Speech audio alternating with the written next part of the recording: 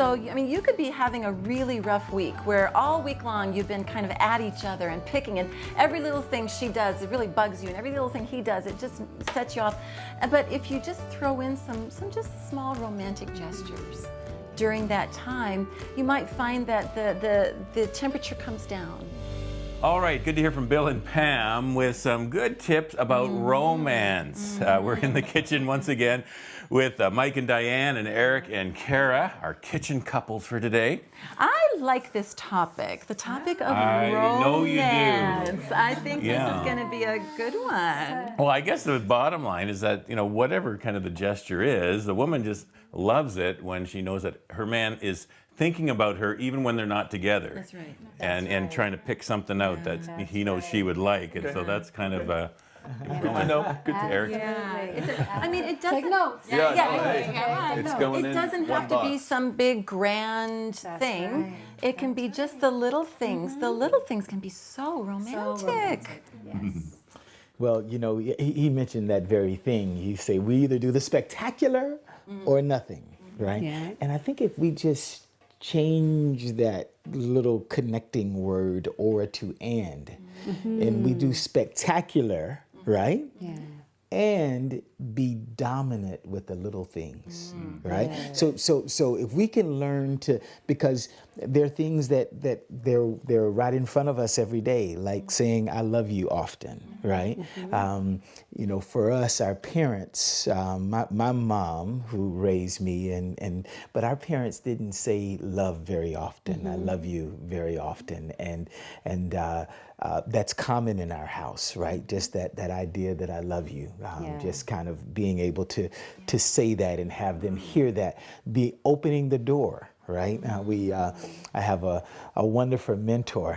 There was auntie. She was my aunt growing up. Everybody called her auntie. She was everybody's aunt. Yeah. And she said, it takes a lady to be a gentleman.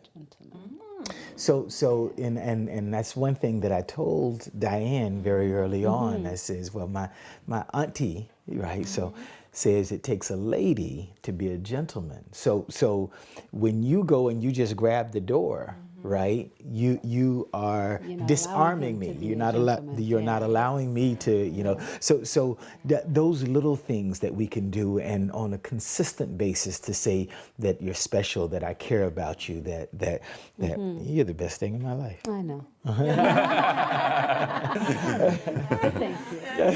Now, you guys are still maybe kind of in the honeymoon stage, 3 years, and I don't know where that stage ends, but I guess it's all in... Maybe keep we going. should be listening to you guys. I know, right? The experts. Seriously. Well, like when we were in college, just starting to date, I understood that I didn't know how to romance well. I don't know. I just wasn't versed in it very well.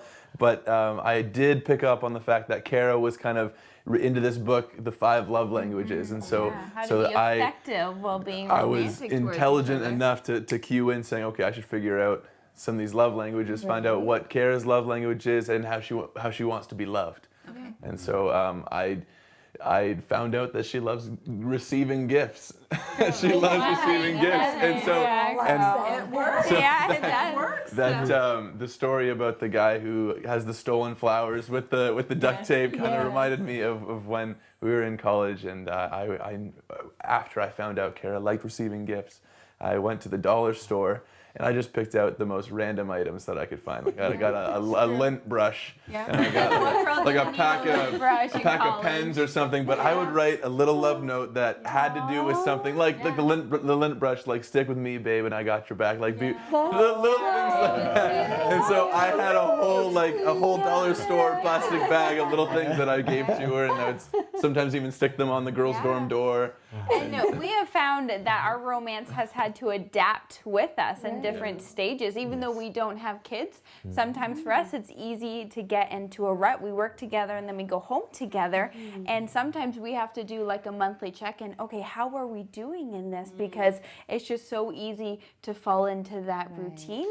But to know that we need to put these things in place before we have kids and before life gets busier so we can keep doing it well. And so college was 4 years ago now, but well, maybe 3 years ago. But I've learned that I have to keep that going. I can't have the mindset of, okay, well, I've earned my keep. I did that dollar store thing. She thought it was super romantic. Like, she gushed over it. And, you know, I've earned my stay here. I'm good. I've learned that, you know what, I have to keep it going. And but I love to, because I love her.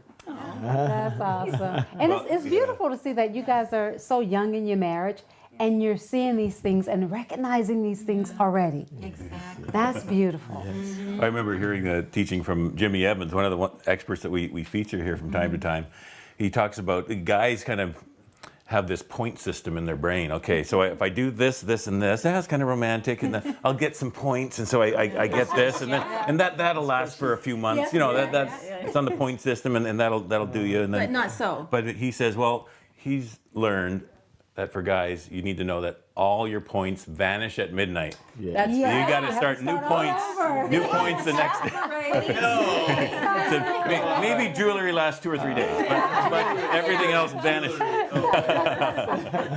Anyway, but the idea the biblical basis he used was manna in the wilderness when the children of Israel were exited Egypt, and the manna was there for the day, and you couldn't store it overnight because it would disappear or go bad, and so you had to get that fresh manna every day. So he said it's the manna principle also with romance with your spouse. I love that. I love that. I was going to say something else with the romance, though, and something that they said that jumped out at me was that it softens your heart towards your spouse.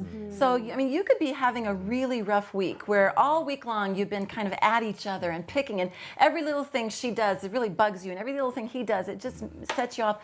But if you just throw in some just small romantic gestures during that time, you might find that the temperature comes down, and all of a sudden you start saying, "Oh, thanks, hon, you're so thoughtful," and it just kind of turns things around. So, like you said, it doesn't have to be the big stuff. It can be just the small things that really set the mood in your home for the good.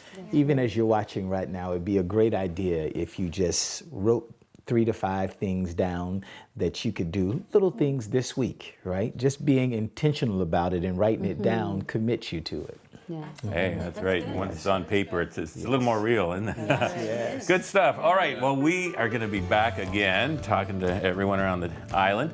In just a moment, Dr. Mike is going to be also on the beach with a teaching. All right. Stay with us. Most of that baggage is kind of guilt that no one's holding against you anymore. It's guilt that you can easily kind of say, hey, God, you're stronger than me. I need to give this to you. And then you can kind of let go. You can get into a marriage free.